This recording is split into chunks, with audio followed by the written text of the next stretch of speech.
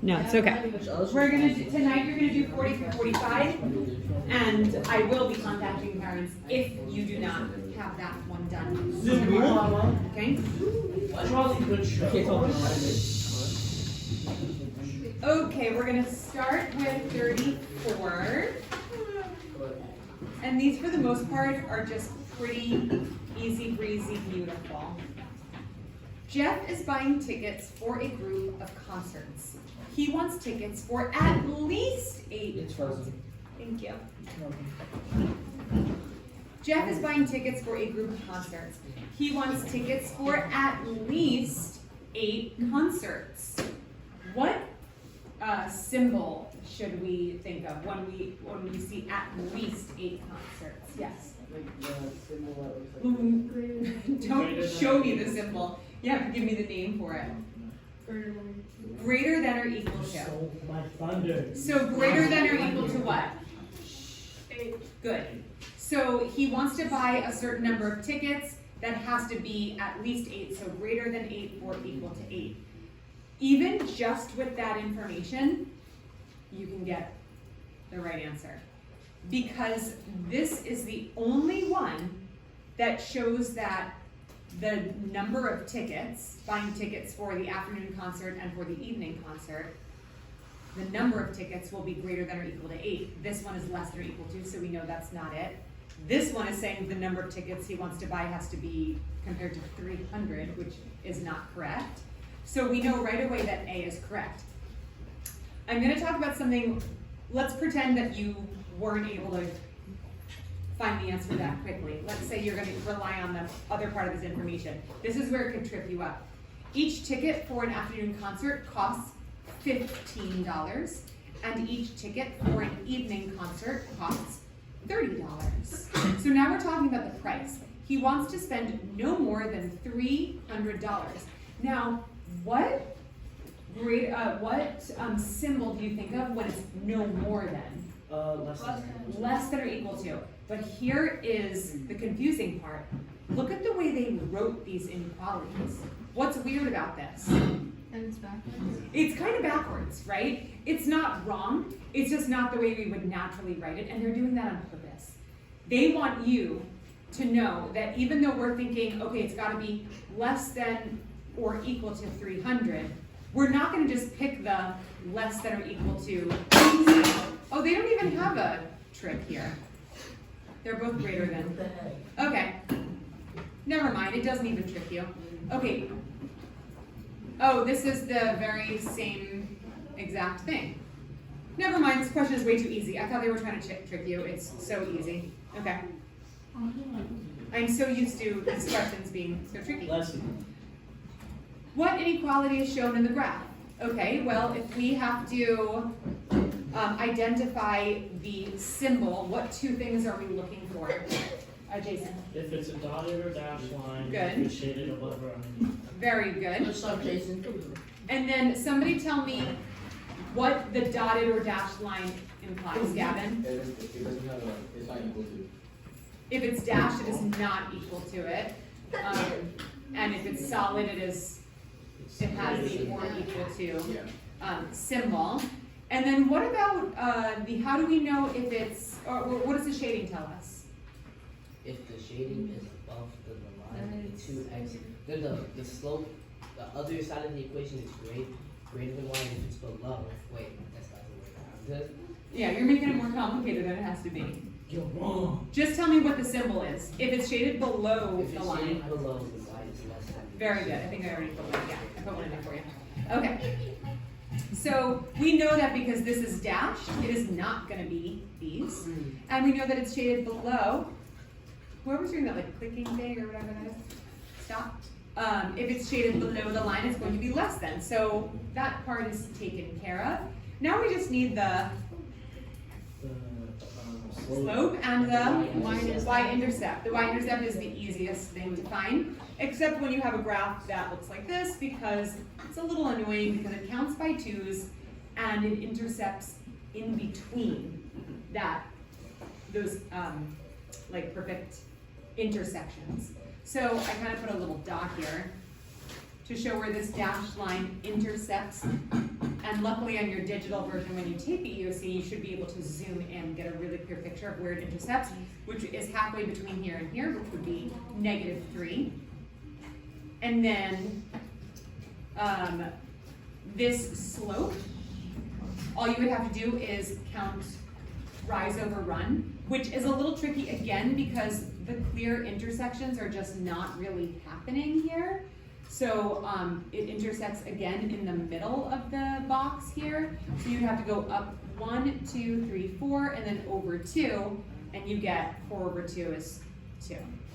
Well, this one, what if you like, since we do know it's dashed, we're gonna like establish that, what if we like make a line through it and make it not dashed, so it's easy? Well, on your EOC it'll be digital, so you won't be able to draw anything unless you draw like on your own graph paper, which is not gonna help you anyway, because you should be able to zoom in enough that it gives you a better idea. Another easy one, breezing through.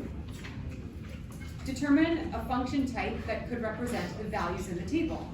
Okay, somebody tell me, how do we know that this table is linear? Lucian? It's because it has a y or something that goes by constant rate.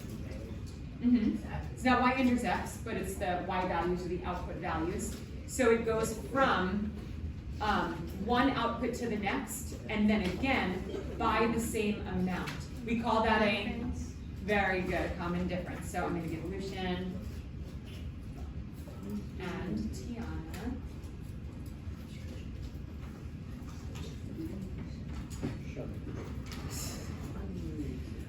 So the common difference is 2, because it's adding 2 to get to each next y value, and that would be a linear function. Good? Just let me know if I'm going too fast. I feel like we can kind of go quickly through these because they're very straightforward. Speaking of straightforward, here's another one. It gives us a function with x as the input or missing number, and then it tells us to put in 27 for x. So what do? You solved it. You just solve it. 27 divided by 3 is 9, minus 15 is -6. All you need is a calculator and a quarter of a brain. You'll be fine. So please make sure everybody gets this question right. It's literally telling you exactly what to do. You can just, once you plug in the 27, you just pop that whole thing into your EOC calculator and it'll help you. All right, and then 38. A meter in a taxi calculates the fare using the function f of x equals 2.56x plus 2.40. If x represents the length of the trip in miles, Ethan, how many miles can a passenger travel for $20? Well, it says the meter, this function calculates the fare, which is the price, right? So the output is 20. Wait, fare means price? Yeah. Oh, I learned that from Fortnite because about the battle bus, you have to pay the bus fare. Oh, no, and Thank you. Thank you. Oh. That was very, very insightful. Glad you were learning so much from video games. Okay, so the $20 is going to be the fare, which they say is what this whole function is calculating, so that would be the output. The input is what they're looking for. It says the input is the miles, and it says how many miles. So we are actually trying to solve for x, the input. So we just have to set it up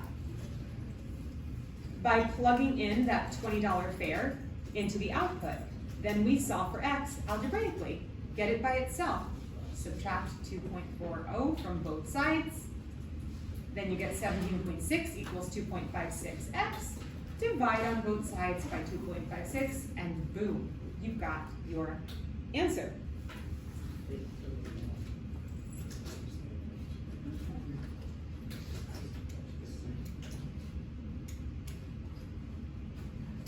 Anybody know what this period is? Nope. It's It's 142. Okay. Oh, yeah, I thought it was. No, 141. Wait, last class ended at 106. And each class is 35 35 minutes. 35 minutes. So 136. No, the class ends at 141. To compare the slopes, oh wait, number 39. It just says consider the linear functions and complete the sentence. Function blank has the greatest slope. What does greatest mean? Best? Biggest. Biggest, highest, very good, greatest value. Leggy tag. So how can we eliminate one of these slopes immediately? Wow. Yes? Yeah, negative 21 over 2. Yep. Less than 10. Did you say 13? 20. You said negative 13? No, I'm talking to Colin. What? Why did you say negative 13? Well, probably. Number 39? Where'd you get negative 13? The white intercept of G. Oh, the y-intercept of g? No. No, you can eliminate function h because it has a negative slope. If it's the only one with a negative slope, that is definitely not the greatest slope. It's less than 0. It's negative. It's going the opposite way. That is not going to work. But we're looking for the highest slope. Now let's compare these other slopes. Now in your guided notes, I was like dividing the numerator by the denominator to compare the values as decimals, which is easier to compare than fractions that don't have the same denominator. But then I was looking at them and I was like, oh, one's 2/5 and one's 7/4. What do you notice about those? Well, one of them is greater than 1. Yes, very good, Jason. One of them is greater than 1 and the other one is less than 1. So which one wins? Function g. All right. So since we are done with what we need to do for those questions, I want to go over real quick, because I did get an email back from Savis about a question. Oh, this one. So interestingly, the Savis dude, who's actually quite nice, he is. What's his name? I will omit his name from the record. Is his name Jared? No. Always let it up. Wake up. Let's call him Bob. So Bob said he actually agrees with answer choice B. He said if you draw these lines on the graph, then you will see that, which, the more I think about it, how could you actually draw this line on the graph? Okay, so let's draw line B. He said that if you draw the lines on the graph, line B goes more evenly through the points where there are some above it and some below it. He said that choice D, that line, will only have things like mostly above it. So let's just see if I can even graph this. So it starts at positive 11, which how am I even supposed to do that? So that would be 20. So maybe like, wait, no. That'd be like 19. Yeah, that would be 19. So I'd have to go halfway in between here and here and then just go like right above it. Okay, that's like impossible. And then I'd have to go up 21 and then over 1. Okay, what's 11 plus 21? That's 32. 32. So I'd have to go up to 32, which is like here, and then over 1. Okay, now I'd have to go from 32 up 21. What's 32 plus 21? 53. 53. I'm better, Jason. So I'd have to go to 53. Whoops. Let's say that's here. And then go over 1. What's 53 plus 21? 74. 74. How are you supposed to plot this though? You know. 70, so that would be 60, so 74, so, and then over 1. This does not look like it's going in between the That lines. does not fit at all. Why did you put the second point in the middle of? Oh, is that why that's happening? Okay. That's a mistake. He gets a lady tag. Oh, that is a leggy tag. Hold on, I'm concentrating. Okay. So then this one was like here. Okay. And then what was that? 74? What's 74 plus 21? 25. 95. 95? I said it first, Jason. 90? 5, and then over 1 would be here. Okay, I see how that works, but how in the world are you actually supposed to do this?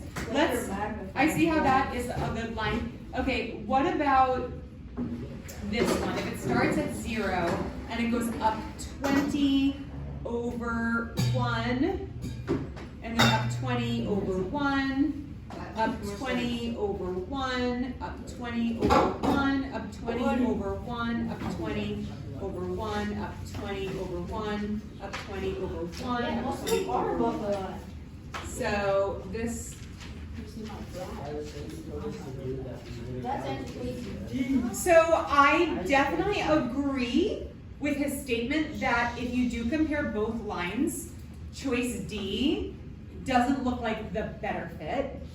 However, I sincerely hope that the EOC would not have you base your line of best fit on this kind of like accurate line. What it should be based on is plugging in 2 points that follow the trend and see which line works best. But you know what? I don't write the EOC, so I don't have any control over how ridiculous the questions are. The question might be ridiculous. Test against the question, and if you choose choice D, I would never want you to miss your perfect score just because you were actually using the right way to solve this. Make sure the test isn't bonkers, and go ahead and try to draw the line like on a piece of paper and see which one goes better. Just because I don't necessarily trust the test, you know, we don't know if it's gonna be. So if we get a 95 and get this question wrong. I mean, I won't be able to see the questions, so. Not a perfect score.